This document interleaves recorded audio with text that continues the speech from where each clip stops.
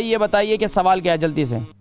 Blood pressure low हो जाता है और ऐसे जैसे मालूम नहीं था, पहले सर्दी बोलती हूँ सर्दी हो गई है, सर्दी हो गया था, अभी चेक कराया तो डॉक्टर ने बोला ब्लड प्रेशर लो है, तो इसलिए तो इसके बारे अच्छा ये में बताएं कि इसके क्या करूँ? शुगर है? शुगर ना शुगर नहीं है, नहीं। अच्छा वजन, उम्र कितनी है?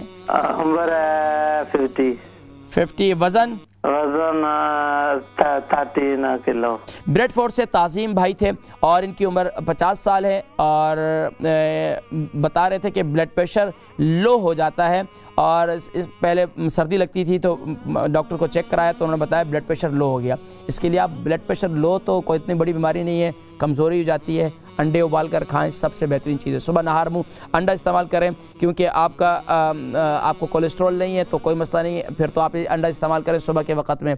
अगर कोलेस्ट्रॉल भी है और फिर भी तो आप सबसे बेहतरीन चीज़ जो है रात को सोते वक्त मेथी दाने को हल्दी वाले दूध के साथ इस्तेमाल करें।